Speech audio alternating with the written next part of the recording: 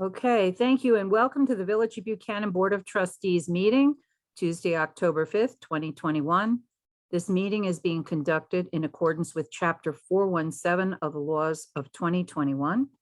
And please now join me in the Pledge of Allegiance.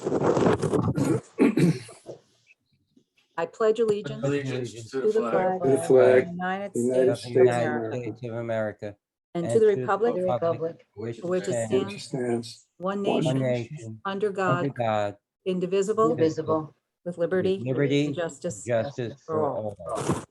all. Much better, much better. We're a lot more together. I know it's hard to do this way. Okay, so the first thing on the agenda is the approval of the minutes for May 25th, 2021 workshop meeting. Do I have any corrections, comments? Nothing here. Nothing here. Nothing?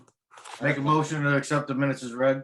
All right, I was just getting to that, Sean. Thank you so much. So a motion to accept the minutes of the workshop meeting of May 25th, 2021. So moved. Second, Second.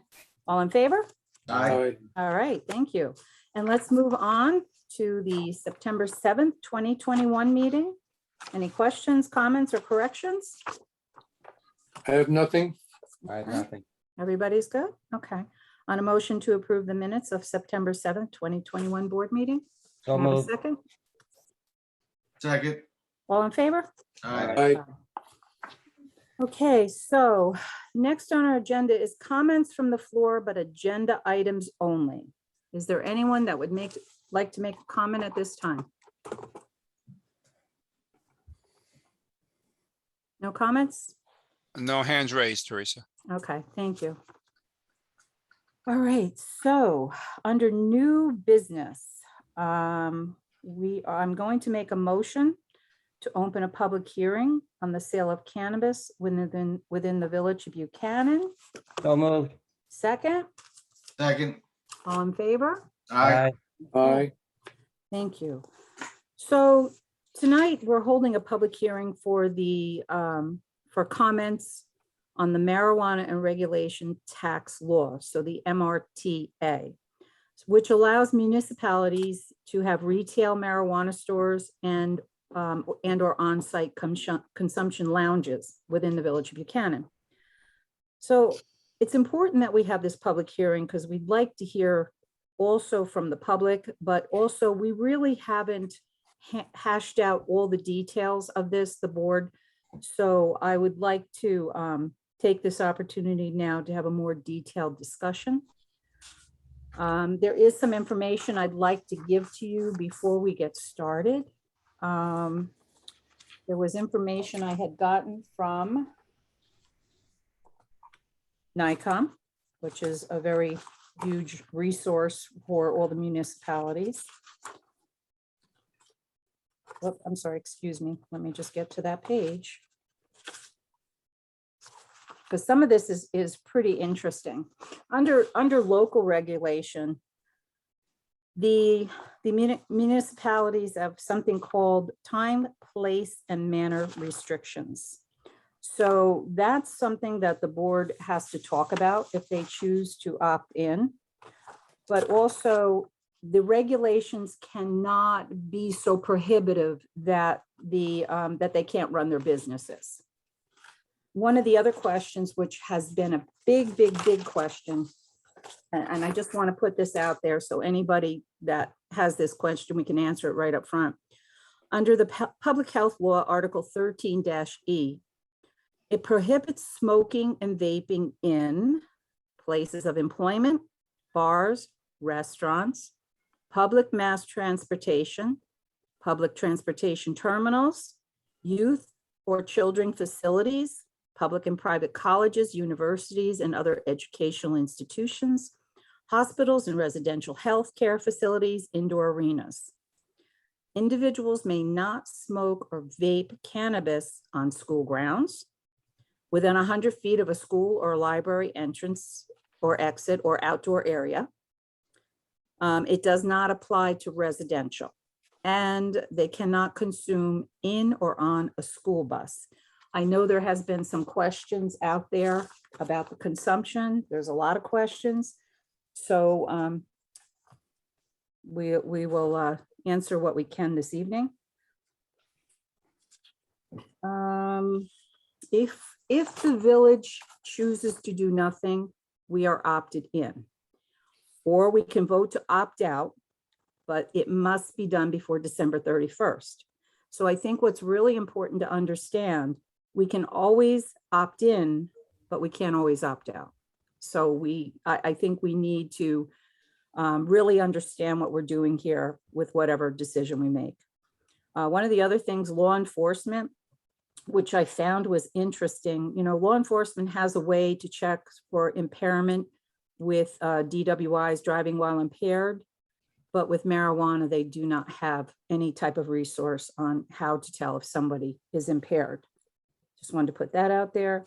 Of course, we know we're a small community, approximately 1.3 square miles and approximately 2,244, residents. So we're going to start with the board members because I'd really like to hear how everybody feels about all these things. One of the things we need to discuss are how many retail stores do you feel we should have? How many do we think that would be needed to be profitable? Where should they be located? What zones? Should, and this is a big one, should the village allow the consumption lounges? So we have to make a decision. Do you want to allow both if we choose to do that? Or do you just want to have retail? And I've heard a lot that people think that we should do this because they feel we could generate income to replace Indian Point's revenue. So I just want to give you some other information. I was under the assumption at first with the sales tax that it would be the regular sales tax of 8.375. But with this, it's 4% of sales. So I'm just going to give you an example. If it was $1 million, for example, the place sold $1 million within a 1 year span, it would be income of $40,000. The county automatically takes 25% off the top, which is $10,000, and that leaves $30,000. We would have to make an agreement if the town opts in, or I believe the town gets a percentage anyhow. We would have to make an agreement with the town. So it's $30,000 at that point, and the town, if we can't make an agreement with them, would get 50%. So on $1 million worth of sales, that would bring us to $15,000 revenue. So I just wanted to make that clear because there's going to be a discussion on that too, I'm sure. So yeah, so as we go through the discussion, because I know some trustees were in favor of doing this, some weren't. So, but those are the questions I think that need to be answered tonight. So Nick Zachary, I think I'm going to start with you this evening. Sure. What are your thoughts, Nick? Okay. Well, I think that first of all, when it comes to taxes, we've got to get over this idea of saying, oh yeah, this will replace Indian Point. Forget that. There is nothing that's going to happen in this village that's going to replace Indian Point. We're not going to get $2.7 million out of anything. But every little bit helps. I don't think this is a whole lot of tax. I don't think it's enough tax to make it a no-brainer. Like, wow, we'll get all this money, so we really have to do this. I personally lean towards not opting out. My reasoning is because I don't see a difference between the alcohol consumption and marijuana consumption. Some people have, like everybody, I shouldn't say everybody, but almost everybody growing up had a drunk uncle. There was, a lot of people knew people with drinking problems. A lot of people knew people that drink recreationally, have that glass of wine with dinner. It's just part of the popular culture and we're familiar with it. for a lot of people, marijuana is not something they're familiar with. It's not part of their culture. And so it's an unknown, and so they're suspicious. But my logic tells me in both cases, it's illegal. You can't, if you're a minor, you cannot go buy alcohol, and you will not be, there's the tooth fell out. I'll keep going. Yes, I have a tooth that, a cap that fell out. I'll find it later. I got a dentist appointment tomorrow. Good luck. So, minors will not be able to purchase marijuana either. Will minors ever get their hands on it? Come on, talk to somebody at the high school. They've been, pot smoking, teenagers have been smoking pot forever. They're not supposed to have alcohol. Do they get alcohol? Yes, teenagers get their hands on it illegally for whatever, however they do it. But to me, I don't see the difference. Do we ban, we know if people go to bars, what are they doing in bars? They're drinking. What are they doing after they drink? Some of them have designated drivers, some of them walk home, others drive. So there are problems with both.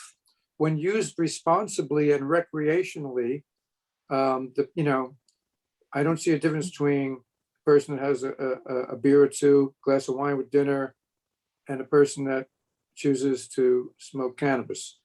In either case, they could get misused. And so while I'm not thinking that it's a great thing, I think that I just don't see a distinction between the two. I have a hard time justifying one and not the other. I would like to hear more what residents have to say, but at this point, that would be my logic.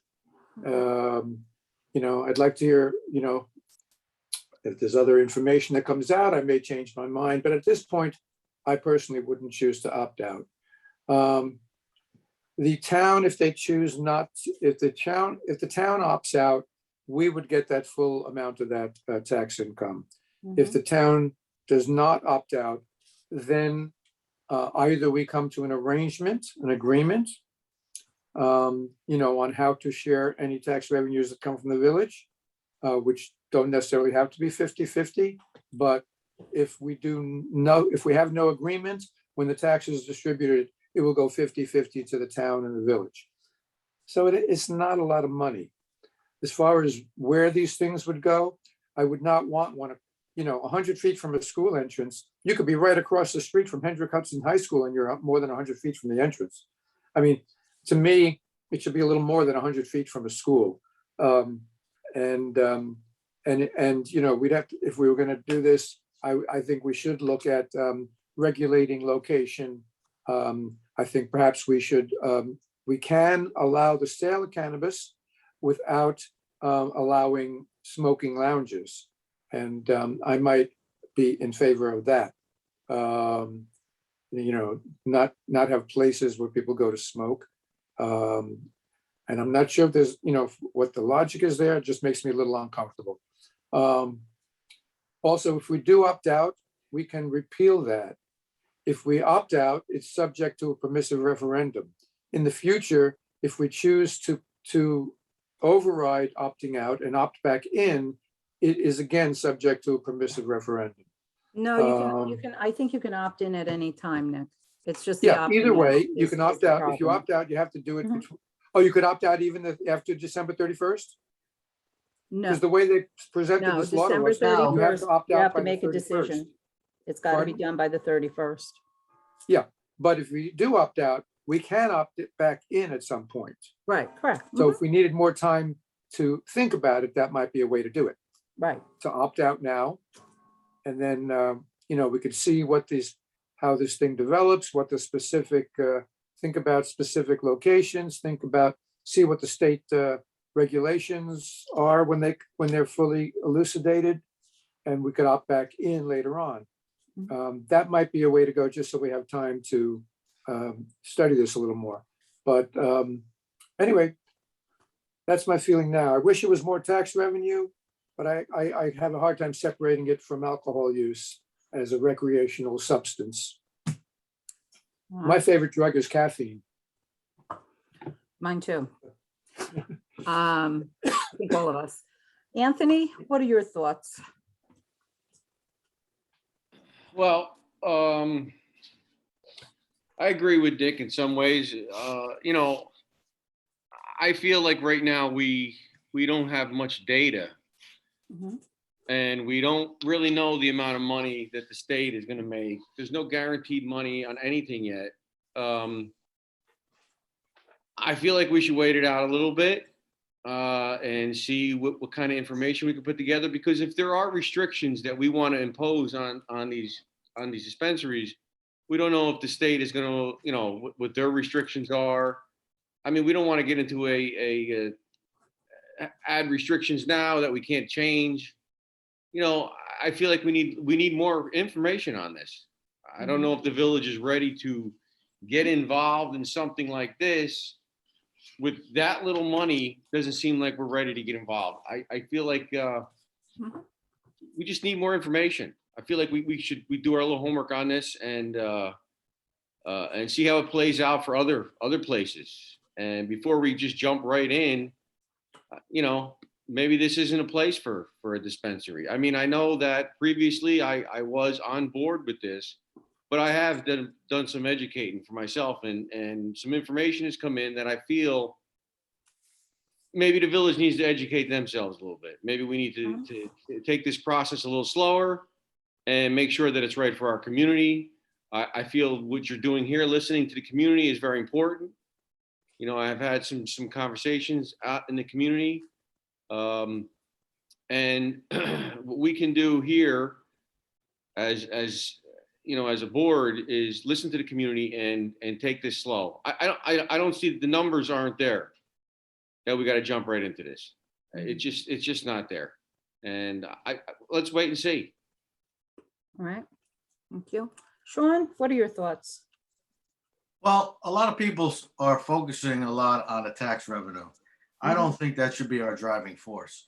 The data that Marcus had put out on what the other communities in our adjoining area are doing, for instance, in the city of Peekskill, one of the statistics that he gave us was a survey taken of the city of Peekskill residents, showed 70 to 80% in favor of allowing not only the consumption, but also the sale in their community.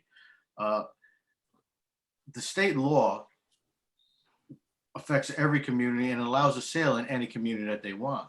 And for us to believe that if we decide not to allow the sale in here, that product is not going to come across the border, it's kind of foolhardy. Everybody seems also to be thinking about, buying a bag of pot and smoking it on the street or on the corner or in the park. I don't know if anybody's ever been to any dispensaries in other states, but a lot of their products are not in the leaf form. A lot of them are in a liquid form. You drink it in a tea. Others are in a gummy form or a candy form, which can be separated based on what the person's need is. So it's not a one-stop shop kind of thing. The other thing I do agree with everyone that I don't believe the on-site consumption would be suitable for our community because of the size and density. It is good that the law allows us to only allow the sale of the product, of the oils or of the leaf product, but I don't believe having on-site consumption would be suitable for us. The other aspect of it, I know there's been a lot of talk about kids. I know there's been a lot of talk about school children. And as some of the other people had said, and I did watch your show the other day, Mayor Knickerbocker with John Donahue, the 25-minute program that was aired on YouTube a couple of days ago. And John did have a lot of great facts. He had a lot of information. However, I think maybe some of his information might be a little outdated. I'm not so sure that a 1978 study that he was commissioned for New Mexico would suit today's world, as well as the types of narcotics trafficking and impacts of our schools. There was a lot of talk about fentanyl, and we're not even discussing that. I've done a lot of time going to door to door over the summertime, and believe me, the product is already being used within the village of Buchanan. Let me put it that way. It has been for a long time, and it is right now. One of the better things that I have a lot of faith and trust in our ability to regulate the industry. I have a lot of faith and trust in our police department and the amount of oversight that they could give. I'm much more confident in our ability to regulate the sale within the village of Buchanan than I am with the city of Peekskill being able to regulate their sales. I'm not saying anything bad about that community, but I think we have a more hands-on, we have a limited areas in which it can be distributed. And, I like the ability to have the oversight. One other thing that nobody's really talked about is I don't know if anybody's ever had any experience with medical marijuana, but in New York, in Westchester County and in New York State, because of my personal experience with it, it's almost easier to get a pistol permit in Westchester County than it is to get a medical marijuana card for a cancer patient. And because of the limited dispensaries, those dispensaries are either in White Plains, they're in Poughkeepsie, they're far away.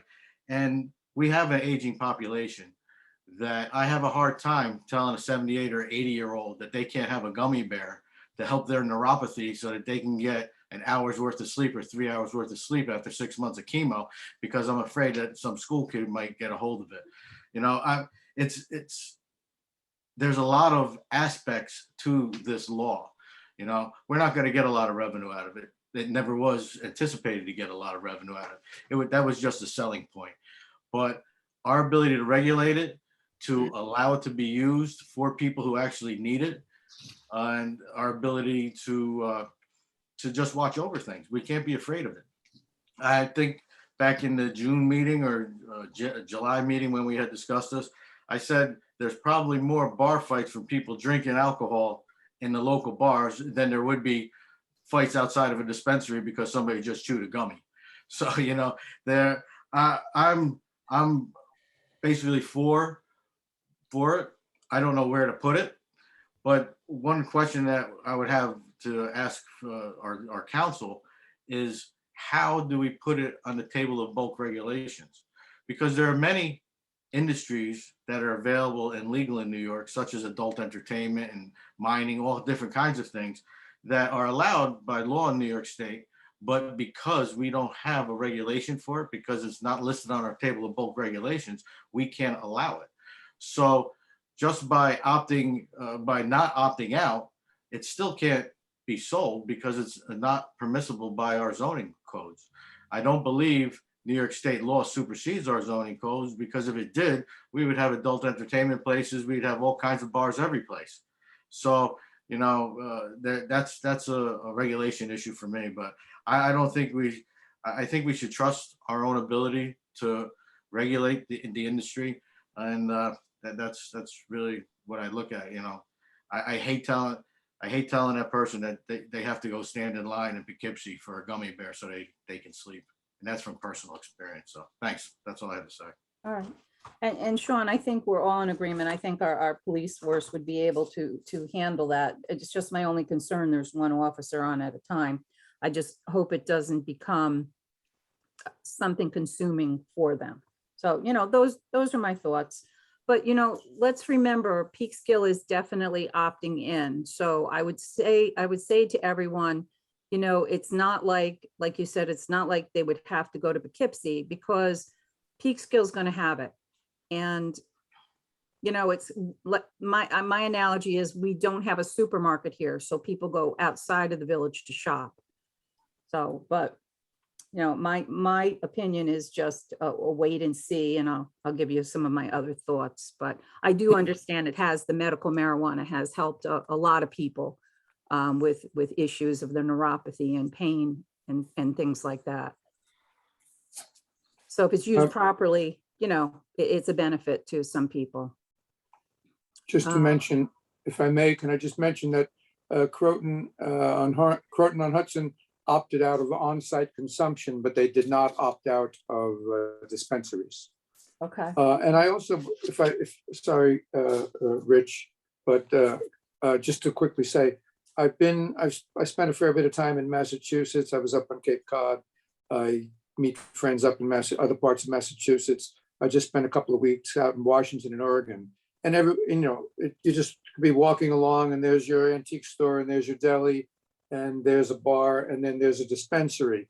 and it's not like mobs of people, you know, none of them, it's not like they're like rowdy places or anything. They operate like any other store. You know, some of them only, you know, like because of COVID, some of them only allow, you know, a couple of people in at a time. So you might see two people waiting online outside or something. But you know, I've seen dozens, and I've never seen any place that was like a mob scene. They're, you know, they're pretty usually quite well run. They have to be. But anyway, I just wanted to mention that. Sorry, go ahead. No, that's okay. Okay, thanks, Sean and Nick. Rich Function. All right, I kind of see where Anthony's coming from. I think there's an awful lot of questions here. I've never had anything to do with marijuana, but is there any control on, in other words, if you smoke a marijuana cigarette, is that more powerful than having a gummy bear? Is there an agency that controls it? As far as who's going to sell it, there's one big difference between alcohol and that is, as of right now. With alcohol, you have the ATF controlling everything in the country to a certain extent, and then you have local state alcohol laws and licenses to require to get. And if I may be wrong on this, but I think Buchanan only has one liquor store now. It's behind the Dunkin' Donuts. Yeah, I think so. That's Can I about it. answer that? Can I answer that question? Sure. That's one of the reasons there's one of the advantages to the legalized sale is that the strengths are regulated. So, you know, for years and years, people would buy things on the street. You didn't know if it was weak stuff. You didn't know if it was going to knock the top of your head off. You didn't know. Sometimes it was cut with things also, which were dangerous. But in these legal dispensaries, the strength of the items is made very clear, so you know what you're getting.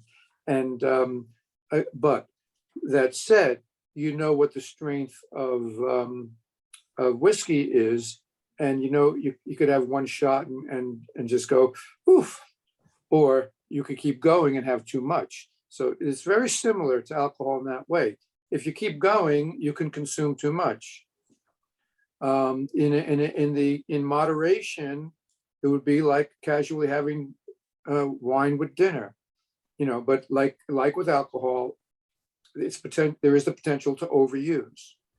Well, I just yeah, and the other thing is that, you know, it's difficult to get a license for a liquor store. It's not an easy thing. Now, I was just recently come back from Cape Cod, and I walked around Provincetown, and practically every store, a fudge store, you could get marijuana in. Every place had it. So I don't, you know, to that extent, that's where I'm talking that I kind of agree with Anthony. We just don't know much about this whole thing. And how many shops are going to open it up? Or, you know, is somebody going to be able to sell it out of their house? And the other thing about no. wait, let me finish, Nick. Let me finish. Sure.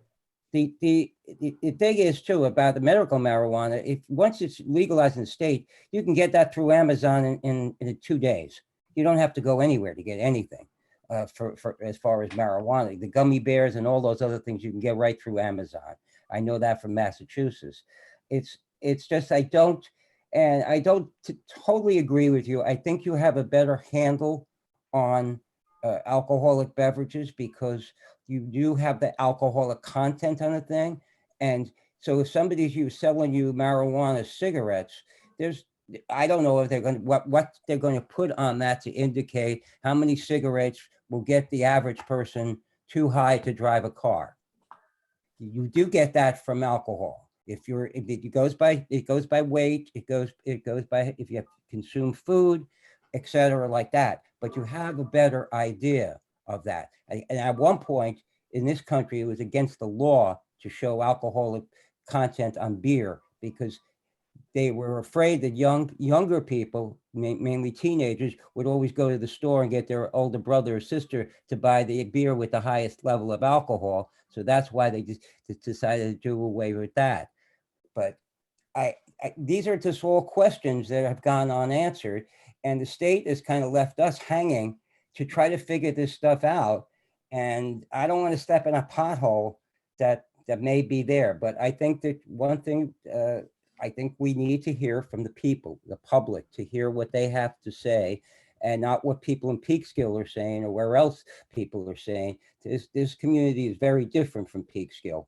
And I would go along with whatever the people here want.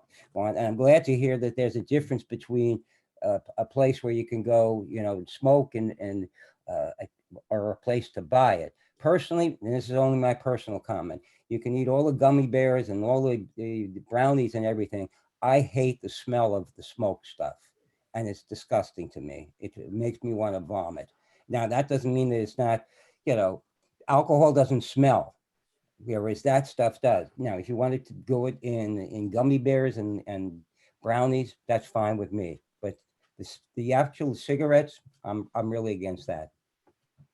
Okay. Well, Rich, the reason why I brought up that survey was to show that the city of Peekskill is almost guaranteed to enact it. Not that their population and our population would think the same. I was using that as an example of the probability of the passage of the legislation. That's what I understand what you're saying, Sean. If that, with overwhelming people want it, it's not a big thing. It's just it's about regulating the thing. As I said, I was shocked when I went to Massachusetts to see that everybody and anybody, delicatessens were selling marijuana. So that is not the same as alcohol, because alcohol, you have to have a license, and it's not easy to get a license. Well, That's yeah, all they're I'm gonna have to saying. get a license. Sean, I wanted to mention to you about in Peekskill, I was talking to some of the council up there, and what they've seen, and probably in a lot of other conversations, the people that took the surveys were not residents of the city of Peekskill. Okay. So yeah, it's kind of hard to do an online survey like that. You can't verify things. And Rich, the SLA, the State Liquor Authority, controls the alcohol in the state. So we don't know yet, but I would have to assume They would that do the it, Bill? board that's being set up, it'll be similar to that. Okay, all right, There that's are fine. two, and I don't think they've set this up yet. I might be wrong. But there's two new state agencies that are being formed. It's the Cannabis Control Board and Mhm. the Office of Cannabis Management. And my understanding as of now, that hasn't even been set up. So if the sale does begin, it won't be until late of 2022. They say Okay. that's the absolute earliest. So All right, thank you. just some background information on that. So Rich, I just want to get this. So Nick, Rich, you are for, Open to having it, but I agree with Anthony. We need more information. okay, And in order to formulate how we want to handle it, I'm not against the use of marijuana, but there's a lot of specifics that just, you just can't roll over. okay. So for now, would you consider opting out of both the lounge and the retail sales? I would consider it out of the lounge, then maybe not the retail sales. Okay, so you're still, I need to know how that's controlled. well, that's the problem. We don't have that information. Yeah. We have to make that decision by December 31st. Otherwise, we're in. Sean, you are for the sale, but opting out of the lounge. Absolutely. Okay. I good. don't have a problem with leaving this public hearing open for another month and having a resolution at the next meeting. I know we've discussed this is probably the third or fourth meeting. We've advertised it in the newsletter. You did the 30-minute or 25-minute YouTube channel notification of the public hearing. It was listed in our agenda. It's listed on our website, and we have 0 people from the public. So there might not be as big as a concern as maybe we might think. So Sure. I'm definitely not opposed to leaving it open for another month in case somebody else wants to talk, but I don't think us just on philosophical reasons denying the ability for the sale is the best in the best interest of the village. Okay, But I'm definitely against on-site consumption. right, the lounge, right. Nick, you are for, I'm just trying to get the board. I would be, my view would be parallel with Sean's right now. Okay. Yep. All right. By the way, I think that the dispensary is, it's a whole licensed store. I'm not sure if it's just CBD oil products, or there might be certain products that any deli or fudge store in Massachusetts could sell. But I think that the regulated marijuana products, I think, have to be at a licensed dispensary. So, anybody could put up a, sign in the window, CBD massage oil, or, CBD fudgicles. I'm not exactly sure, but I don't think anybody could just sell it. It's got to be a licensed dispensary, of which there are a limited number. All right, so yeah, I have the same concerns. There's no regulations that have been put in by the state. And once again, I've said you can always opt in, but you can't opt out. So I was going to also leave the public hearing open for another month because I'd like to get as much input as possible from the residents. There's a lot more questions, and maybe there'll be some more regulations that come out by then that'll be clearer. I don't think on-site consumption is the thing to do. These people will be smoking marijuana in a place within the village. Chances are of them being impaired, getting in their car and driving away, the chances are pretty high. And like, By the way, considering, think about that. Yes. Even if there's no dispensary, when it's legal, somebody walking down the street can be smoking a joint if they want.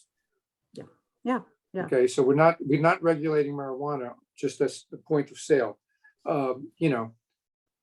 People do it, a little bit secretly now around the village, but with legalization, people will be able to sit, in front of their house in a chair and smoke if they want. They can walk up the street and smoke. Mhm. And just the items that I picked out before that they could not do on those other places. So yes, as I said, I'm not for on-site consumption. We will leave the public hearing open, and I do know I have a few hands here. I just want to make another comment. And I think, here we are, we're trying to figure out where should they be, what zone should they be? And I know Sean was talking about the bulk regulation. So we don't even have that in place yet. If it is approved, where would it go? What zone should it go?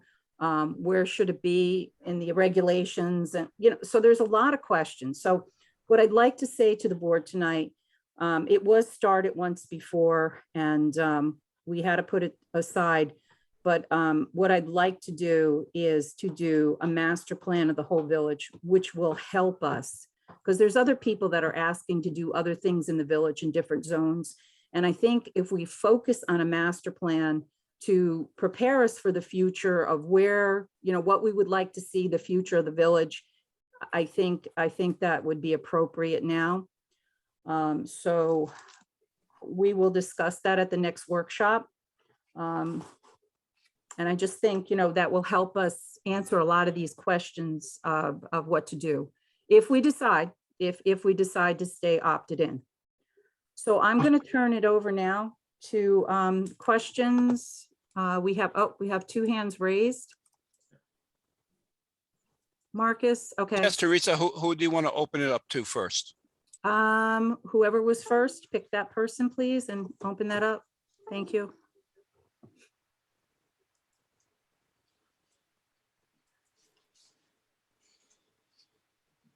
That's it. Hi. Did you call someone? Yes, please shut, if you have us up more than once, just shut off the other mic. You're getting some echo. Okay. And if we could have your name and where you live, if you wouldn't mind. Are you talking? I'm not sure. I'm Diane Tangent, and I Oh, live hi, on, Diane. but I'm not sure if I'm the person. You didn't call a name. I thought my name was up. Well, I anyway, see. Yeah, we'll take you first, Diane. You're Tangent. on, Diane.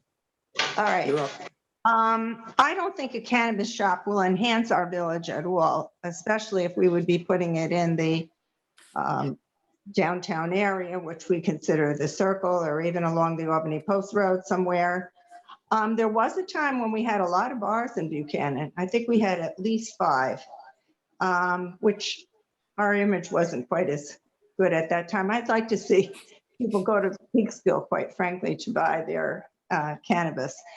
And you can, as everyone says, you can already, it's already legal. So if you want to walk down the street, you can't walk down the street with a bottle of beer, or there is an open container law. And I'm not really in favor of it. All right. Thank you, Diane. Is it legally in effect now that you can legally walk up the street smoking It was- marijuana? It was legalized. And Yes. what, yeah, Yes. what they're working It is? on is the retail sales and consumption. Okay, thank you, Diane. I'm going to let the next person speak now.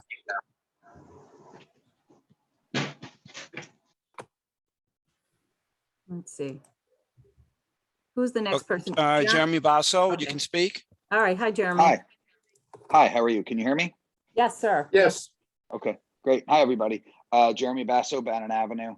So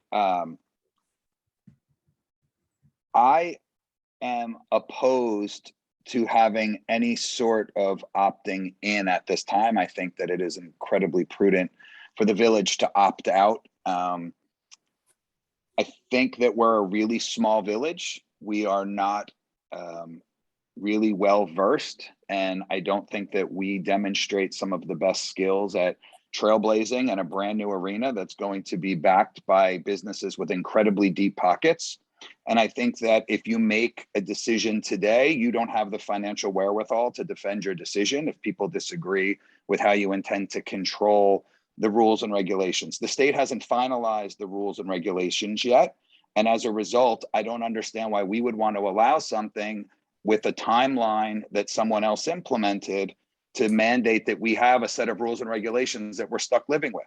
Because if you change them, you either have to grandfather the people that have already been in place, or you have to run the risk of them thinking that you are harming their business and dealing with the financial cost that will be associated with defending the rules if you try to change them. In other words, we don't know the rules. We don't have a lot of time to learn the rules. If you opt out, I think it makes an awful lot of sense to sit back, allow best practices develop throughout the different surrounding communities in Westchester as well as New York State, develop a plan that makes sense for the village, and in turn, then look for the areas that you would like to eventually allow in, whether it's on premise consumption or through dispensaries. I will share with you that I support legalized marijuana. I'm not interested in big government telling us what sins we should and shouldn't be committing. So this is not a control thing for me whatsoever. It's prudent business practice. And I don't think you get involved in something when you don't know what the risks are, and you don't really even know what the rules of the game are. And the amount of money that you may or may not make here doesn't really matter in the grand scheme of things. We're talking small money, so who cares? It's not a gold rush. I think that it's a macro versus micro position. So from the macro standpoint, great. Let's look to figure out how we can bring it here. And if it's an enhancement to the village, wonderful. I don't know that we should consider limiting the number of dispensaries. I think that I believe in the free market. And if their stores are going to be in business and be supported by residents and other people that are going to come here, and it makes sense in the rules and regulations that are created, once we understand what best practices are and learn from others' mistakes, then the market should bear, then this number of stores we have should be supported by and be bared by the markets. I think that there's also something that a lot of you may not realize. It seems there's a tremendous amount of misinformation about marijuana and how it's regulated and how it works. And if any of you would ever like to have an offline conversation, I'd be happy to discuss some of those things with you, because it is labeled, Rich, for example, not to pick on you, but you said you weren't sure. They do label the number of milligrams of THC that are in a particular product. So you can't, and everyone's dosage may be different, the same way as everyone may respond differently to beer with 4.5% alcohol content. Doesn't tell you how many beers you can drink till you're drunk. You just know that when your alcohol, the content of your blood reaches a certain level, now the state says you're drunk. But the beer can doesn't tell you how many you can drink before you reach that level. So the same point on marijuana, it indicates the milligram of THC content. Another point to consider, I think, is there is something very similar to what you call pot that is legal today and sold in stores right now, that's a very big gray area that has absolutely no regulation. So recognizing this, I almost sound like I'm speaking counter to my original point, but there's a product called Delta 8 now. So Delta 9 is what is thought to be like the psychotropic ingredient of pot that makes you high, right? Or creates the stone feeling or whatever. There's now something called, and that's tetrahydrocannabinol Delta 9. There's now a Delta 8. Delta 8's a gray area. You can buy it locally. I don't know if it's sold in Buchanan or not, but it is the exact same effect, slightly more mild, that you can go out and buy today in the same places you can buy oils to vape, strawberry cheese quake, some thing that people do for fun, right? So just as a side note, it's not as if it's a desert here. It's just a matter of taking the time to decide what makes sense for us and how to regulate it and not have to deal with a bad choice by rushing in today. Absolutely. All right. Thank you, Jeremy. Some good Sure. points. Thank you. Hey, Teresa, you want to read the chat or you want me to go to the next speaker? Yeah, I'm going to read the chat and then the next person, I think. So this is Slava. Please forgive me. Nenyandenko. She's saying she's personally concerned of long-term effect, crowds it may attract, value of homes, what type of people will be attracted to the town long-term, etc.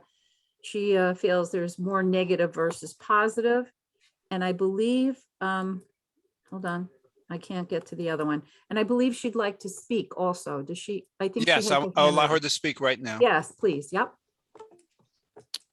Okay, she's on. Hi, Slava. You're on mute. Actually, it's my name's Shakira. Slava's my husband, but Oh, because that's what's showing up. I'm sorry. it's his phone. It's no problem. Oh, okay. All right. So my name is Shakira Nenaidenko, and I live on Tate Avenue. So as you read through the chat, my opinion is I disagree with allowing here in Buchanan for some of the reasons I stated in the chat. I think it's more of, yes, it might seem like a positive thing to have currently at the moment to maybe attract certain people or maybe to help certain people in Buchanan that may use it. But I think if you maybe look at the numbers of how many people in Buchanan would use it, it's probably not that many because we are such a small town. I think instead it will probably attract more outsiders, which is not a negative thing at times, but it depends like what type of people will you be attracting? Will it be more beneficial to the town, or will it maybe create more of a burden or hassle for law enforcement or for people in the village? So I just think more of, just kind of the reputation, because let's say, there's no agreed upon if it's going to be here, but let's say if it was, where is it going to be? Then maybe some homeowner or business owner is going to say, hey, it's going to bring down my home value. I'm going to sell immediately.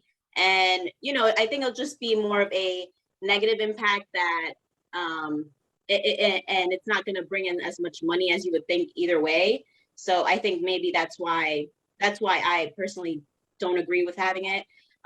Yes, maybe a city like Peekskill is going to have it, and Peekskill is much bigger, and Peekskill has its own reputation. But I think personally, myself as a homeowner, I would maybe say, hey, if I see this here, should I move out? Should I go to Portland? Should I go somewhere else? Or if somebody sees my home on sale, maybe they'll be like, oh, Buchanan has, this, like this medical marijuana available here. Do I really want to associate myself living somewhere like that? So I think it's easy to say now, yes, but you have to really think of long term what's going to be the effect and who you're going to attract to the town. That's all. All right. Thank you, Shakira. You made some good points. Thank you. And I think it's also, and I've said this before, what adults do is fine. I'm not telling anybody, I'm not looking down on anybody. Please don't ever think that. But, if adults drink alcohol, they smoke pot, that's their business. That is completely their business. They're adults. But my only concern that I saw, if we put it, I don't know, somewhere on the 9A corridor, somewhere close to the school, which I would be against, I'm just concerned that we're sending the wrong message to our youth I'm just concerned, that we'd be encouraging and promoting it to them. So I am not for the lounge and I am not for retail sales. But if, is there anybody else that has any other comments? We have the public hearing open and we'll continue to keep it open too. No other hands are raised? I do not see any other ones. I don't see anything else in the Okay. chat. All right. Any other board members want to comment on anything else? Well, I think, we don't know how much tax we would get out of this. Doesn't seem like it would be much. And I think that, we could decide at the next workshop or something, but perhaps the way to go is to opt out while we can see how the state program goes, maybe get some kind, I don't know if we can get I don't know that we can get a comparable to assess how much sales there would be and how much tax revenue we would get, because, even if we open one 2 miles away, there'll be another one in Peekskill. It could be closer, could be on Welcher Avenue. And, I don't think it'd be like for Buchanan residents that wanted access. I don't think there'll be any hardship, because chances are the most they'll have to do is drive 5 minutes. So maybe, as a couple of people mentioned, and as we were talking earlier, maybe we should think about opting out, and then, we can follow how this program goes and opt back in the future if we decided something beneficial. But that's just my thought right now. That might be the prudent way to go. Okay. And then maybe some more information will come forward for us. So it give us a little more clarity, because we're kind of flying blindfolded here right now with all the information that's not available. All right, so I guess I have to make a motion to continue the public hearing at our So moved. next board meeting in November. Second, All in favor? Aye. Okay, to be continued. All right, we're moving right along. We have we're going to be approving tonight the pavilion roof and electrical repairs. We have a recommendation from our engineer. So these are the repairs that we are doing from a grant for the pavilion. And I hope everyone saw Marcus's email. This has been going on. This project has been going on. We've been waiting for the funding from the state, and it's been a challenge, but it has been approved. But the problem is, I know we were concerned if the contractors were going to hold the prices, because let's remember, things are difficult to get right now and the prices have gone up. So Marcus sent us an email earlier. The contractor that did bid, there were 3 bids that went out, but the 2 other contractors declined to do the bid. So we have one contractor. It was originally $26,000. Now it's $28,000, which, doesn't surprise me that there's an increase. We've been waiting to do this for a while. Marcus, the other contractor, are they still holding their price? Yes, for the roof work and the other work, he's holding his price. Yes. Wow, that's we're lucky. We're very lucky with that. So Zula Electric is the person that has put the bid in. And the work is for retrofitting the existing lighting fixtures in the pavilion, which is, I'm happy about that, because they're very old fixtures and they're not LEDs, so they're pretty energy consuming, and the tennis courts also. And also all the necessary branch circuit wiring, conduit fittings, weatherproof GFCIs, receptacles, and related items to the amount of $28,000. So, I mean, we couldn't get 2 other bids, so this is our bid. Well, everything has gotten more expensive lately. Yes, it has. Yes, it Supply has. chain issues, and I'm not surprised. I don't think it changes our Goal. for me, it doesn't change anything about doing it. Okay. Unfortunately, it's a little more expensive, but we have to do it. Marcus, when can they Zula Electric start? The idea is trying to tie in with the other contractor, but Okay. they're both talking about starting some early November. Okay. And Alright. just to let everybody know that we have enough contingency to cover this. We'll still way under budget from what we supply for the state. So there's no concern of any taxpayer money going into this. Okay, perfect. That's good. All right, so I am going to make a motion to approve the pavilion roof and electrical repairs and improvements as recommended by the village engineer and for Zula Electric for the bid amount of $28,000. Can I have a motion? So moved. So move. Second, Second, on a question. Question I have is over the last couple of months, we were talking about change orders to the original bid specifications, where we were talking about increased voltage to a couple of outlets, as well as some other dedicated breakers to ensure that they were not piggybacked alongside of each other. So Marcus, I don't believe any of the information you sent us included those requests, or could you tell me the status Yep. of that? Yeah, no problem. I talked to George. I know there was discussion about a 210, 220. I'm not an electrician. 220. 220. The discussion with George and some other people that said that if somebody needs that much of power, they should bring a generator. That's the recommendation from George. The new bid includes a new box with additional circuits that the lights won't blow, because right now when they plug in there, they're all going onto one circuit or one breaker. That's going to be broken up, so that way every single plug is a dedicated circuit directly right back to the box. So do we increase the number of outlets or boxes Yes.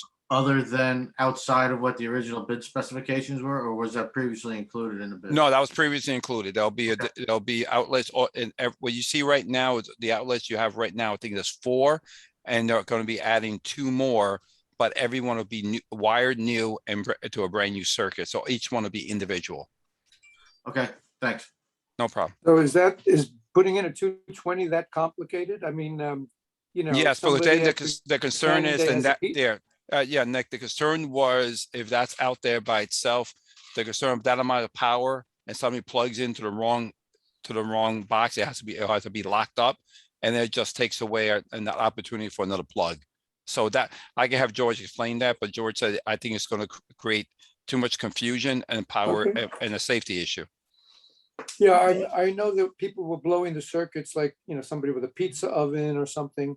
And we've had people with generators, and at Buchanan Day, it's noisy enough under the pavilion. The person who does the inflatable castles and stuff is using a generator. The pizza guy is using a generator. And Nick, it becomes a very loud affair. yeah, So Nick, most of, but Anthony said last time that some of the new generators are very quiet. I don't know. yes. I'm But not Nick, an expert on generators. Yeah, Nick, most of everything you're listening about, the bouncy castle and the regular stuff you're talking about can plug into a regular outlet. You don't need a Regular 220 for 110? that. Yes, absolutely. Pizza oven can go into a 110? It depends on the size of the pizza oven you want to do. And normally the food trucks will have either gas or they'll have their own generator. Right, from my experience with the generators, I'm looking to minimize them because they're, the noise and the gas fumes, when you got multiples going on, you can't, it becomes like a background roar during the whole festival. But, okay, I mean, Yeah, I you hear know that what, there are Nick, we quiet use it, generators now, and if it's that complicated, we would only use it once a year. So, yeah. and then I know when Nancy has camp, she uses the generator, the people that come in use the generator, so we don't plug in there.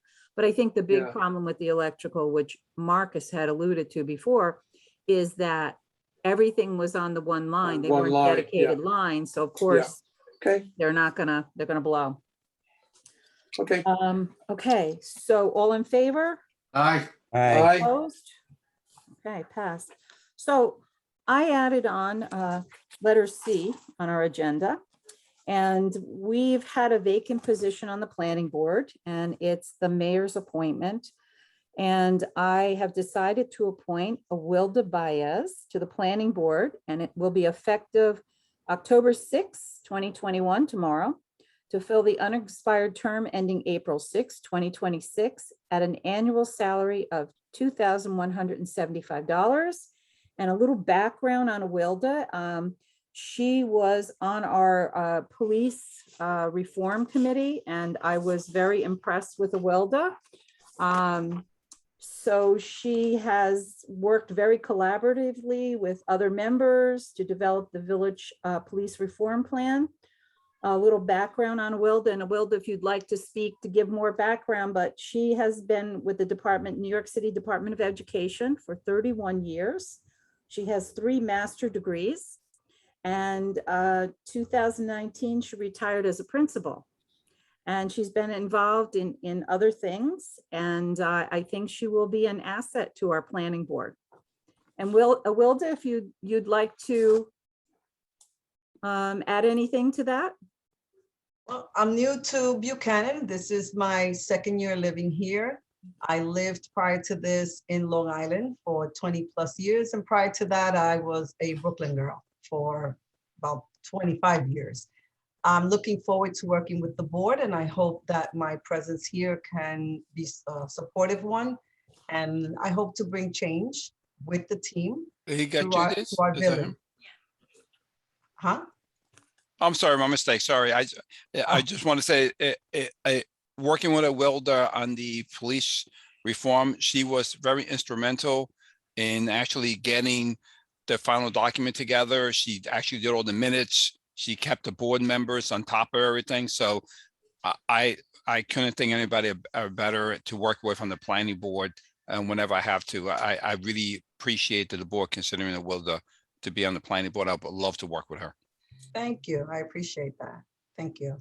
Well, I look forward to my work with the board as well. And I feel that together we will bring positive changes to our town. It's a great town already. I love it. I've only been here 2 years, and I love it. So anything that I can do to support you, whether it's during our work time together or after that, I am always available. And thank you for giving me the opportunity. Thank you, Awilda. We appreciate your willingness to be involved on the planning board, and I'm sure you'll do a great job. Thank you. Welcome. Thank you. Thank you. Happy to see that you're appointed. Thank you. So you made a good impression on everybody with the police reform committee. Good job. I didn't even know anyone was watching. We're always scouting for talent. Oh, thank you. I'm going to do my best. All right. Thank you, Awilda. Next, information from officers and departments, the Justice Court report, August 2021. I have one report here, comes to $776. That's been received and filed. Police report, August 2021, received and filed. And Rich, I don't know if you want to make any comments on that. You're the liaison. Highway report, sorry, August 2021. Bob, still with us? I like to read some of these things because I don't think people realize, what goes on. Just really quickly in August, bag leaves, 5.83 tons, bulk pickup, 21.32 tons, household trash, 83.54 tons, the wood chipper, 20 cubic yards. And I see here also, there's a whole bunch of different things that they've been doing, but I did see one of the employees installed a new water fountain at Village Hall. And that was one of the, I think the water fountain that we had in Village Hall was quite old. But this had come from over at Holtec in one of the buildings. So we had installed that at Village Hall. Just, they keep busy, just a lot of stuff going on in the village. So thank you. Wastewater treatment plant, August 2021, treated wastewater, 9,140,000 gallons. So that's always good to know too. Building department, Yeah, they have been very busy. There's a lot of building permits issued, fire inspections, COs issued. They continue to work on the accessory apartments, so they've got quite a few things going. So thank you. Catching up. Buchanan Engine Company, August 2021, total calls were 10. 4 mutual aid were given, 1 structure fire. Okay. Prosecutor's report, we have that. Received and filed. Planning board minutes, August 19th, 2021, received and filed. Stephanie, Village Attorney Stephanie, do you have anything for us this evening? Just a brief update. Last week, we discussed when a judge recuses themselves from the village, it's now going to be sent to the town, and there was a little issue about who would prosecute. That has been straightened out.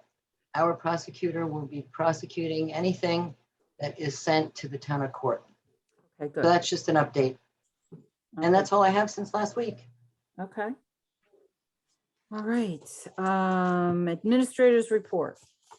Thank you, Mayor. A couple quick things. Heard back from the paving contractor. He's going to start on October 18th. Start the work for paving throughout the village.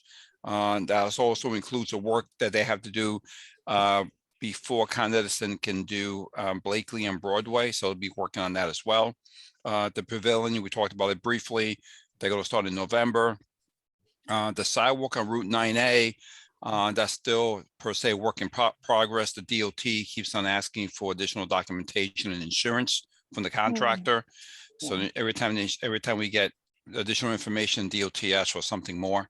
So hopefully we submitted some more documentation DOT, in fact, yesterday. Hopefully they approve that and we can get that work started. The work at the Circle is progressing on the work there. Just to update the gas line that's across Broadway.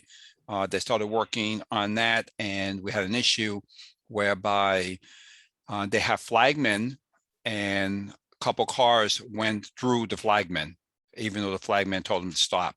So they've requested police support to be there when they're working. So Shane is working with them to have police officers there in overtime. They'll be paying for the overtime.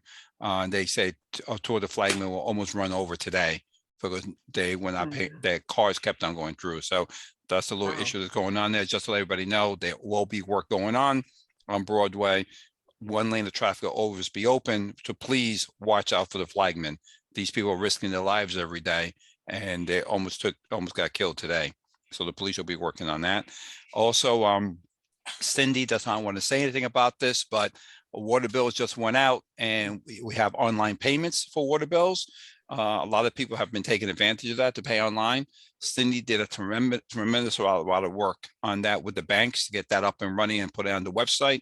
I want to thank Cindy for all the hard work to allow the residents to have an opportunity to pay online and not have to worry about having either to mail it or go to the post office or getting their checks lost in the mail. So thank you, Cindy, for doing that work. So please take advantage of that as well. That's it for me. Thank you. Thank you, Cindy. That's a great service for our residents too. Sean, I'm going to start from the top and go around. Sean, what do you have for us this evening? Thanks. Thank you, Mayor. I just want to let everybody know the 9/11 ceremony was well attended down in the village of Croton. It was great to see so many people that came out. I know it was a hot day. It was a long ceremony. A lot of firemen, a lot of police officers were there, and it was great to hear all the speakers. It was great to listen to Rich's experience down there.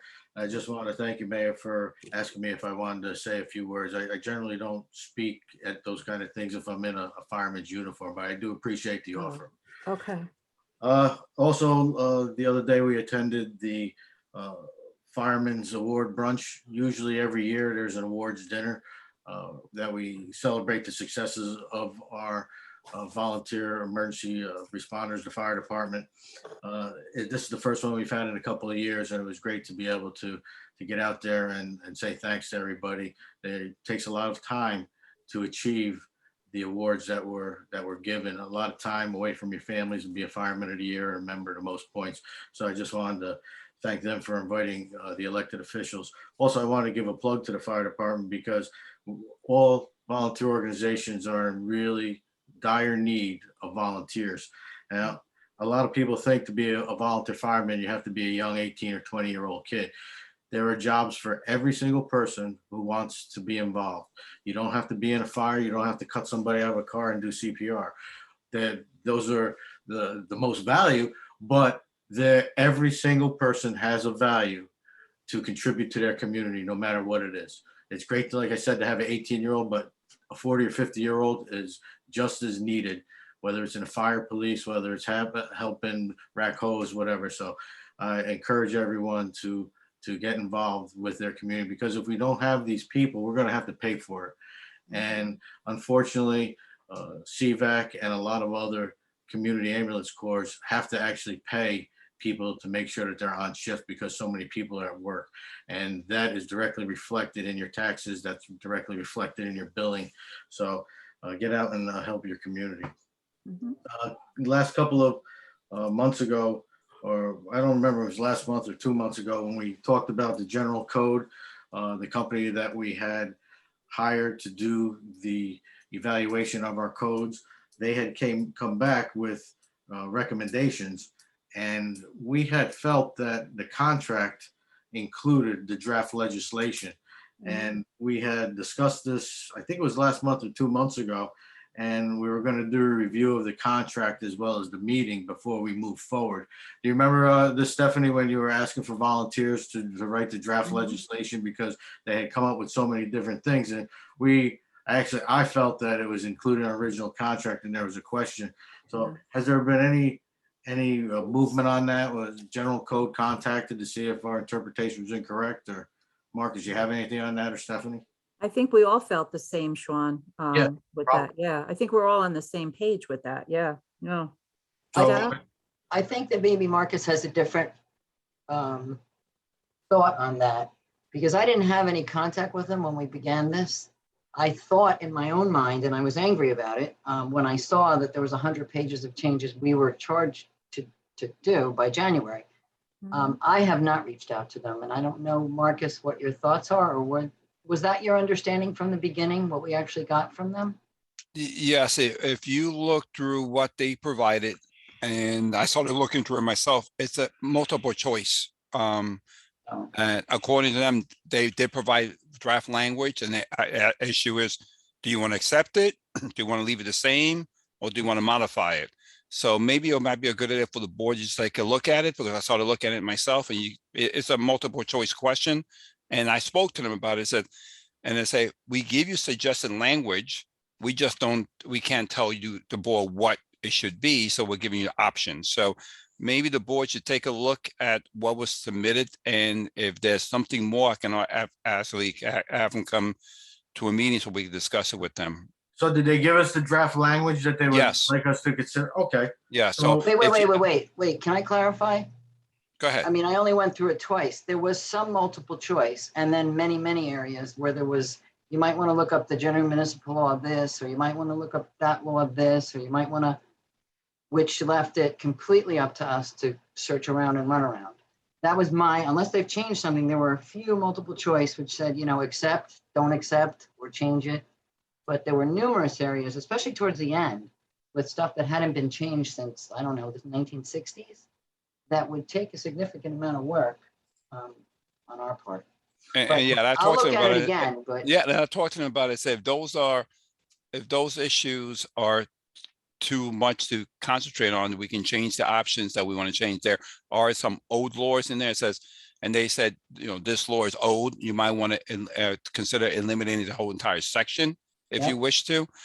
I think it might be a good idea for us to, at a workshop, just go have the board review it, and then come back to me if you want to with questions. I can have general code come to a meeting and try to specify a little bit more. And I do agree with Stephanie. There are sections that need additional more work, and their response is we can give you suggested language, but we don't know your community. You know your community better than we do, and we don't want to assume anything.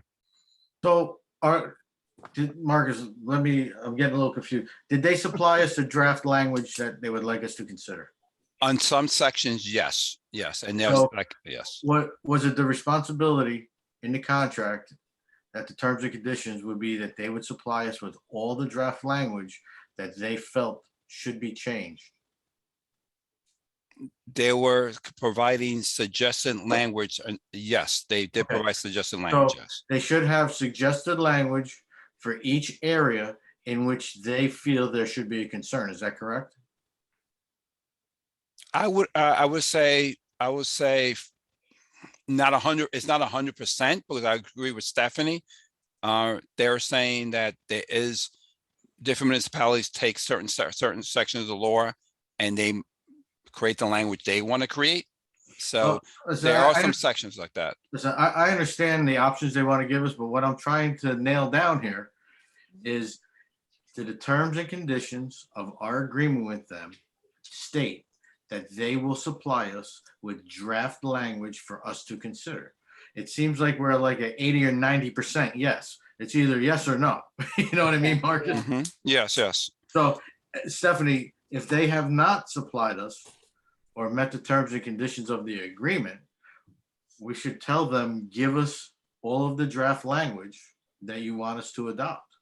Because that's what it sounds like, that they believe, they're agreeing that they did that. And you're saying, I didn't review it, but you're saying that they didn't do that. So they should do that and forward that to us for consideration, correct? That is what I thought they were doing, and what Marcus seems to be saying they were going to do, with some exceptions or a lot of exceptions, when they feel that somehow they don't have any suggestions because they're so sort of overstepping, and that's up to us to go through. Okay. But in my opinion, I mean, we could have gone through some of those on our own without hiring somebody to tell us to go through them. You know, so I would have to look at what they agreed to and then get in a conversation with them. There So were Marcus, definitely some areas that were easy. It was like, do you want to use this sentence or do you not? Do you want to change this or not? But then as you got on, it became quite a bit of work, actually. So Marcus, can you forward, Sure. I didn't receive that file. Could you send me the file of their suggestions? Yep, no problem. I'll send it to the entire board. And like I said, it might be a good idea for the board to When- review it. And Stephanie will go through the agreement again, and I will have a discussion with general code again before, and we can't bring it up at the workshop. Yes. When did we get that back from them? Oh, that was some time ago. It was Yeah, a over. couple months ago. Yeah. Couple I months was- ago. right? Yeah. Yep. I'll send it to everybody again. No problem. Yeah, I Thank don't you. remember seeing it. No. Okay, thanks, Marcus. Mhm. Of wanted- course. Also, I want to thank the highway for installing a garbage can across from Fat Sal's. That was one of the concerns that a couple of residents had raised to me, that we used to have garbage cans in a majority of municipal parking lots outside of businesses. And we had gotten away from that, and there was a concern that there was a lot of garbage being thrown out, whether it's papers or whatever, for people getting into their car. So I want to thank them for putting it up there. You know, I'll talk to the people who told me that they had an issue with that and let them know it was taken care of. A question I had from Marcus a month or two ago was about the water surcharges.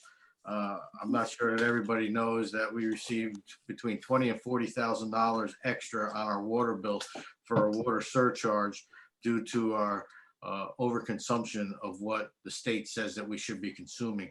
So the question I had from them to Marcus was whether that consumption ratio included industrial users or just municipal users.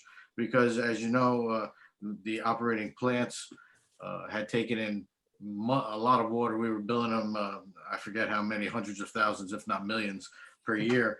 So with that water consumption going down, our surcharge should have been reduced. So I was wondering, Marcus, if you're ever able to clarify that. I know our monthly bills should be reflecting what the current bills are. So if we're receiving the surcharge now, that means that industrial users were removed from that. So Yeah, yep. I actually reached out to the Montrose district. The surcharge is based on the amount of water we overall purchase from Montrose, and that's the entire water. It's not separated between commercial and residential. It's the total amount of water that's purchased as part of the agreement with New York City. each municipality that purchased water from New York City watershed is allowed a certain amount of water, and then Montrose has to then pay that back to New York City. So that surcharge is based on total amount of consumption of water. And I had a discussion with George about this as well, because George has a long history. George is very well aware of this situation. So what we try to do is modify the amount of water we get from Montrose versus Peekskill. And he worked with Randy, in fact, about a week ago or 2 weeks ago, to try to modify the amount of water that's purchased from Peekskill. And Peekskill's rate is in fact lower than Montrose. So we can buy more water from Peekskill. Actually, it's better for the village. And also we get a bit lower the certain limit of the water purchase. The surcharge will also go away. So we're working to modify the balance between Peekskill and Montrose. So what you're saying is the surcharge isn't based on the village residents, it's based on the Montrose Improvement District's distribution? That's correct. But they buy the water from New York City, and they are charged a surcharge if they take too much water out of the New York City watershed. Okay. Oh, okay. So that's a great clarification, because I wasn't aware of that. Okay. No, I'm great. glad you, yeah, and Sean, I'm really glad you brought it up. Because then I had discussion with George, and George said, "Oh yeah, we tried to get 60% from Peekskill, 40% from Montrose, and I don't know what happened in the last couple of years, and wasn't being how to say monitored that much." So George actually went with Randy and went to the water pits and try to modify the usage. So we're going to keep on monitor how much water we get from the two sources, and try to increase the water purchase from Peekskill. And therefore the rate is lower, and also hopefully eliminate the surcharge. So I'm really glad you brought that up. All right. Thanks a lot, Mark. I think we've gotten that from whenever I can remember. There's always been a surcharge, and I think it was because Entergy and the sheetrock plant put us over the top. But I believe Entergy used to pay more for the water. Yeah, because our water rates, they go up as you use more water. So yes, you're right. But that's the usage going down. But as Marcus has said, it's not based on our water consumption. It's based on the Montrose Improvement District's purchasing for the entire district. Correct. And then the formula that they give us a surcharge is based on our population. So even at Indian Point, even if the sheetrock plant were to close, we would still be receiving the surcharge, because we're a small water user compared to the entire district. Right. Yep, you got it. Those other taking it from users put us over the top. No, don't because think so? it's based on our population, but it's not based on our consumption. It's based on the entire Montrose Improvement District, wherever they sell it to. So by purchasing it from Peekskill doesn't purchase it from New York City watershed Right. So they don't have to worry about the surcharge, because the Peekskill gets it from a different. source. Peekskill gets from their own water source, from a place called Hollowbrook. Exactly. Yep. Okay, so another thing, I haven't received an email or any notifications of when the PBA negotiator is going to sit down with us and discuss the contract negotiations. So Marcus, are there any scheduled negotiations with our negotiator and the PBA, or? No, I'm actually trying to see if we could do how can I say, a advice from council meeting. I'm hoping sometime late October, early November. I know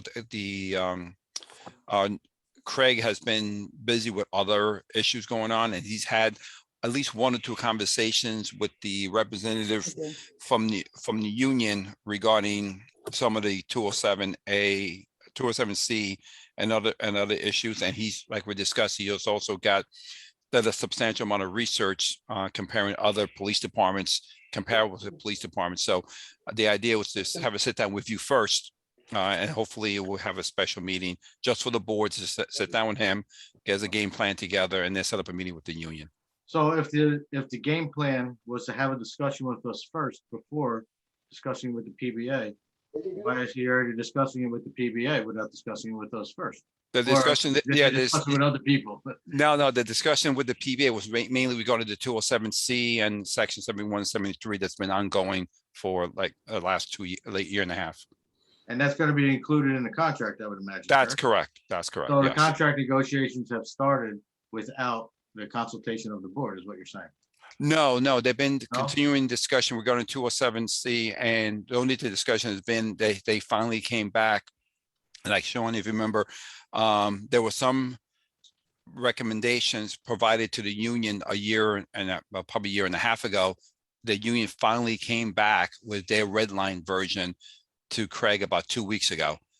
So that's a continuing discussion just on those three policies. So now he has the union's responses. He wants to talk to the village board about those responses, maybe some responses back to the union, and then incorporate, salary increases and benefits at the same time with the village board. Thanks. Another thing, I remember last month I had spoken about the municipal officials meetings, how we used to get notifications about the upcoming municipal officials meetings as well as their locations. I didn't get an email or anything. Were they having them still? Or I know Yeah. we had one last month, but Yeah, they are. And I'm going to a meeting on Thursday, a luncheon meeting. I'm secretary with the WMOA this year. And last month was the first meeting they've had since COVID. So I didn't get all the information either. So Thursday, I'll have the information of what the community is. I should be sent out at that time where it is and all the other information. So I'll forward that to the board. Normally, I think that comes to the office, but I will get a copy of it on Thursday and forward that to the board where that will be for October. thanks. Mhm. Another email that we just received a couple hours ago actually was a termination letter with Siemens for the contract. I thought we had discussed having a resolution to rescind the September 4th, 2018 resolution, as well as Marcus. I remember we had sat down and spoke about this last month about finding some documentation for between September 4th, 2018 and May 25, 2019, which authorized the expenditure of those other funds outside of having that contract. And you had told me at that time that you were going to contact Siemens and see if they can find some documentation that spoke about them going to work without having a contract. So I was wondering if you were able to find anything about that. Yeah, I talked to Siemens about that, and they pointed me to the original agreement that I think I forwarded to the board some time ago. Sean, I think you have a copy of that one as well. Yes. They pointed me to that one and said, that's the agreement that we worked off of. And that's what they told me.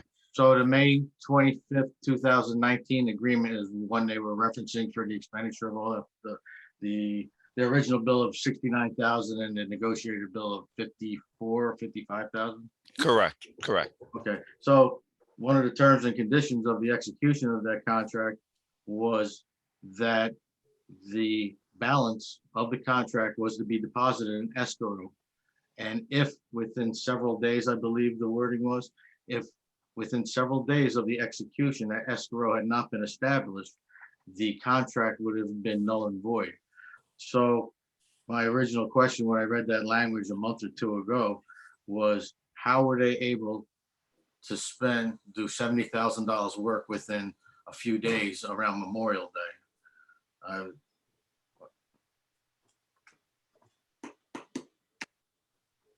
I can't answer that question way before my time. So that if Yeah, so you, we'll look into that. and get okay, you an is that, all right. So that's all I have. Thank you. Okay. All right, thank you, Sean. Rich Funchin, what do you have for us this evening? I got the police report from Shane on August 3rd, 2021 at approximately 10:30. Detective Welcher responded to a dispute between a landlord and a tenant. The detective was able to assist and provide information as to the proper way to handle the issues in question. No further police action was needed. On August 4th, 2021 at 9:12, Officer Buddy responded to a resident on a reported domestic dispute. During the investigation, it was determined that one of the parties involved was wanted in another jurisdiction from a prior incident. The police agency responded and was able to take the individual into custody without incident. On August 29th, at 4:30 in the afternoon, a domestic incident was reported to Officer Buddy. Officer Buddy investigated the reported incident, which resulted in an arrest of an individual on several charges, including assault. I want to point out that this is what probably the hardest part is some of the hardest parts of being a police officer is getting involved in domestic disputes. Because Mm. once that officer enters the building or the premises or the property of the individual, they become the enemy. And many times it's both sides in a dispute will attack the officer. So it's not, it sounds a lot easier and the results are good for our people because they know how to handle these situations. But I think they do a great job because those are the type of situations that can get out of hand very easily. So I want to recommend the whole police department with Shane as the head for doing a great job. I attended the 9/11 ceremony down in Croton, and I was honored to be the guest speaker for that. And it was a very nice affair. It was appreciated everybody who came, and we never forget about what happened on 9/11. And hopefully one day we can have a country united again like we were after 9/11. And I attended the Buchanan party there on Saturday, the 25th in the Pavilion. It's good to see everybody. I spoke to a lot of the officers, the people in the fire department, and our fellow people in the village here. So that's it. That's what I got. All right, Rich, you did a great job at the 9/11 ceremony. I mean, we got a better look at what you experienced, you being there that day. And, it's, people are easily judging people and having things to say. But, until you walk into somebody else's shoes, you really never know what people are dealing with. So I thought it was a great job. It just really very touching. So thank you. You were great. Anthony Capicati, trustee Anthony. That's me. All right, so I don't have a lot to say, but I do have a couple things here. Marcus, quick question on the sidewalk in front of Fat Sal's. Did you ever, whatever happened with that? Yes, that's going to be part of the general contractor who's going to be doing all the paving. Also got the sidewalk and curbing. That'll be incorporated part of that work. All right, we're on the hook for that because did we investigate that at all or no? We're on the hook on it because our code specifies that we are responsible for the maintenance and repair of sidewalks. Yeah, no, I understand that. I mean, but was it due to any drainage or any issues with that wall behind the sidewalk? No, the wall behind is totally solid. I guess we'll know more when we tear the sidewalk up, see if there's anything underneath it. Okay, no, that's cool. I get it. All right. Thank you. Thank you. I went to the family day with the community. It was very nice. Teresa, you did a nice job. The police did a great job. The firemen did a great job. They really did. It was great to see everybody there. It's nice that we have community events like that for the village. I think we should do more of it. It was really nice. It was not, I mean, I got there late. My son had a football game, but I got there late. I got to see some people, which was great. The community comes out, just like they came out tonight to help us with this, dispensary issue. It's helpful for everybody. We all get what we need out of that because we can't do anything without any input, and that's the way I feel.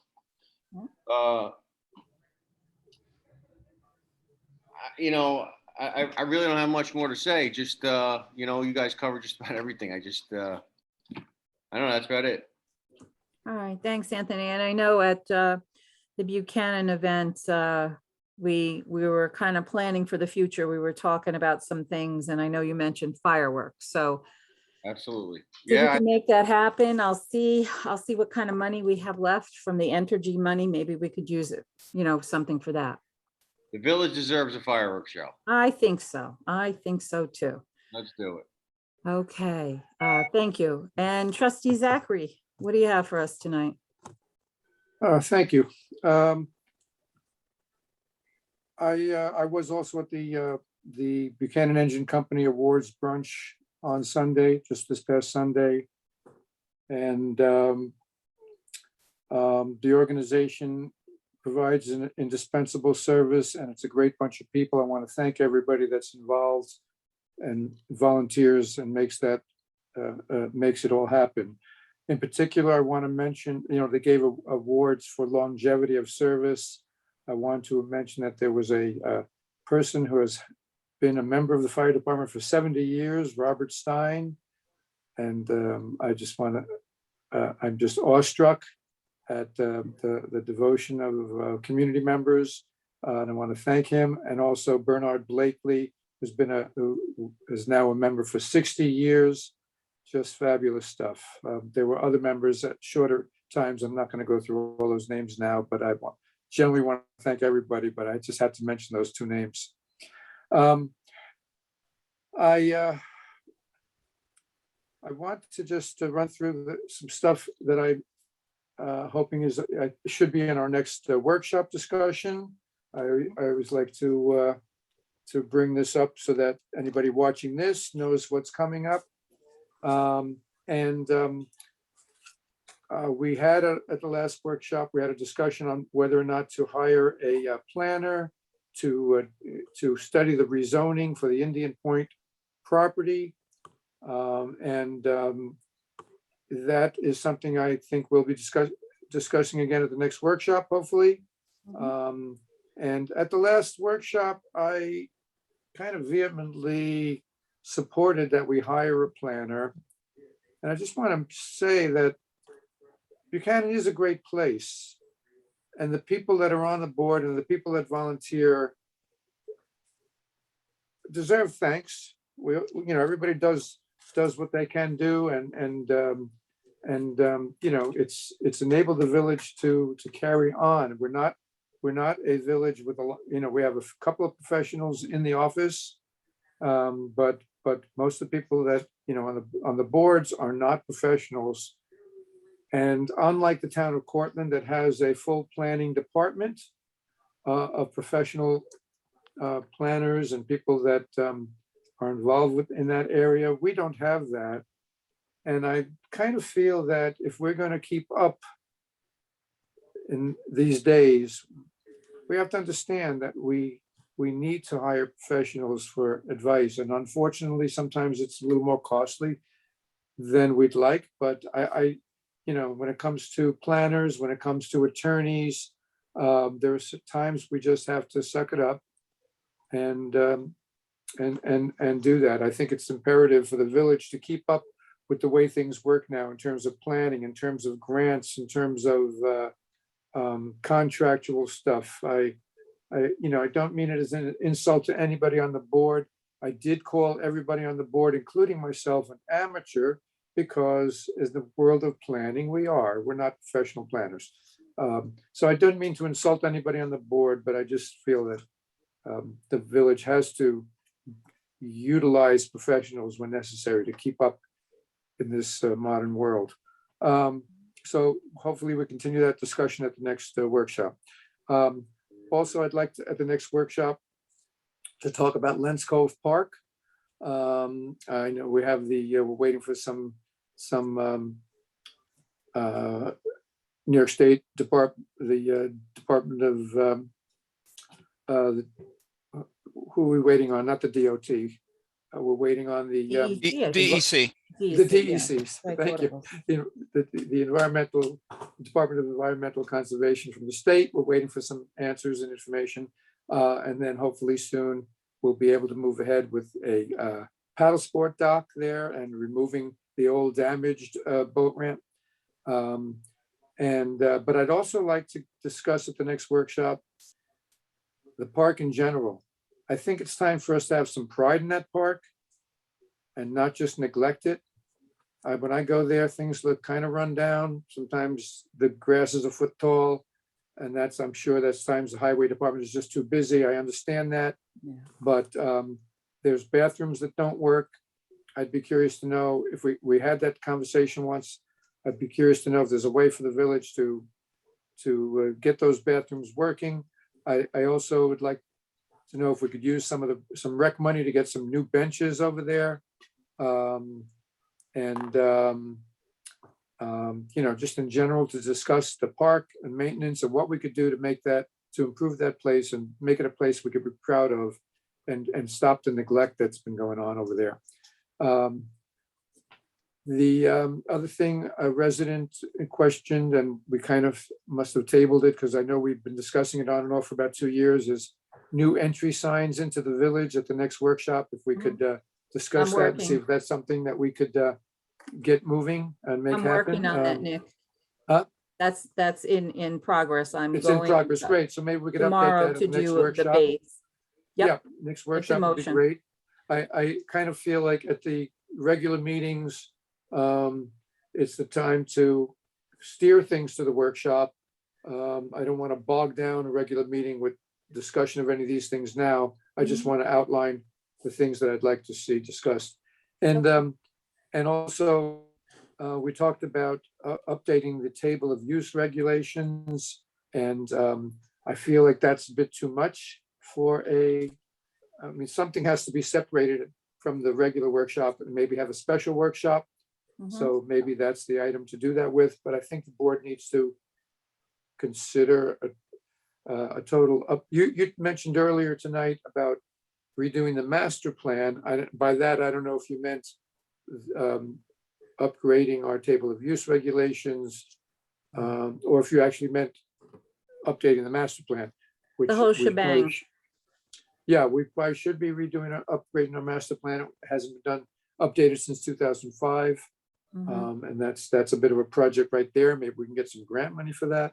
But even if we don't tie it into that, I think the board should, we should be discussing changes to the table of use regulations so that we don't lose perfectly good businesses. We had a very good biotech company that we lost because they would have had to go through a zoning change petition, which would have taken several months. They had another space they were able to go to, so they didn't move into the space they were looking at on Greentown Road. It came up again about a brew pub recently. So I think we just need to look at the use regulations in its entirety. And of course, there are special issues over at WIC that we talked about last time. So I'd like to continue that discussion at the next workshop. Okay. And that's all I have. Thank you. All right, thanks, Nick. I do also want to thank the highway department. I think everybody saw it on Tate Avenue. We had a speed monitor that was put up, and that we had gotten from Entergy. I think when I first went there were 2 that were in a box, and then Entergy also offered us others that were on site. So there will be another one that will be put up on Westchester Avenue whenever the highway department gets a chance to do that. So, you know what, I think sometimes that people don't realize how fast they're going. So these speed monitors might help slow things down a little bit. And I know the police department has been out there giving tickets too. So we're trying to control the speeding in the area. The Circle project is moving along. We are deciding on a tree. I know one nursery I went to recommended a Norway spruce. And I was like, well, how big do they grow? So the one they recommended was 40 to 60 feet. Now, I don't think that's going to work there. I did have a conversation with Sean, and Sean, I went out there with the engineer, and he had the measurement to do 20, 25, 30. So the 25-foot flagpole looked like it would be the best height out there. So Marcus is working on ordering the flagpole out there.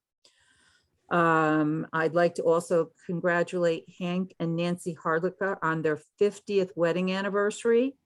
Nancy has lived in the village many, many years. She lived on Albany Post Road, and Hank and Nancy have lived on Bannon Avenue for many years. So congratulations, many more happy and healthy ones to come.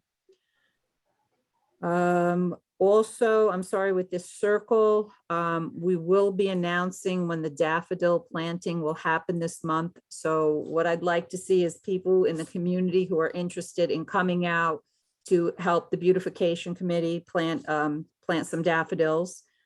And I think that will be nice every spring. That'll come up. That'll look great out there. I'd also like to congratulate Buchanan Engine, and I do apologize. There were other awards that were given. I didn't write them down, so I apologize. Maybe next month we can get a list of those to congratulate those volunteers. I'm just going to go quickly. It was a great brunch. We all really enjoyed it. And I thank the Buchanan Engine for inviting all of us. 25 years of service, Stuart Bayer, Thomas Grant, Albert Small, Mario Salento, Christopher Zale, and Mike Eichler Sr. And 50 years service was Emil Novaratsky and George McNally. So thank you for your service here in the village. We appreciate it, and we thank all our volunteers. Buchanan Day, we decided this year to do something different. Normally, because of COVID, we didn't have it last year. So we wanted something simple, but we wanted, a community day. So I think it worked out well. It was really the participation from the fire department. They cooked the hamburgers, the hot dogs, they took care of the food. The police department, they gave out the ice cream. So I think it was good that the community could interact on a different basis with our volunteers and our first responders.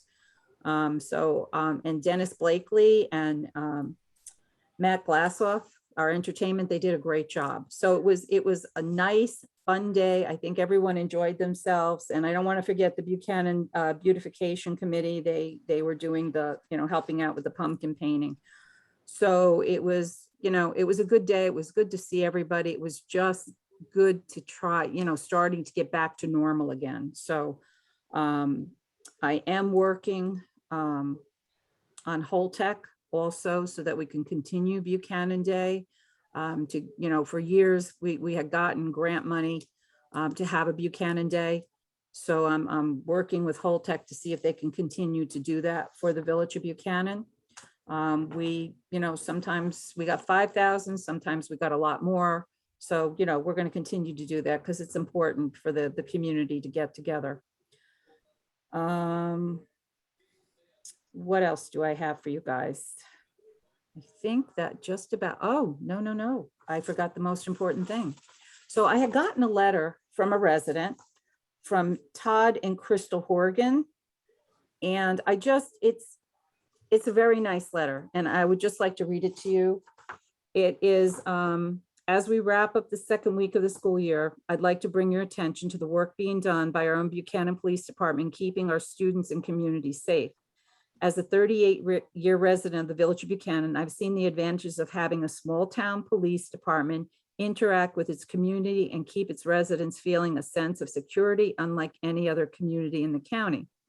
As the father of 2 grade school children, I also see the importance of community interactions of the local first responders, from fire department parades and first responder days, community fairs and fire prevention days at nursery schools to community policing events and police officers doing their daily walkthroughs.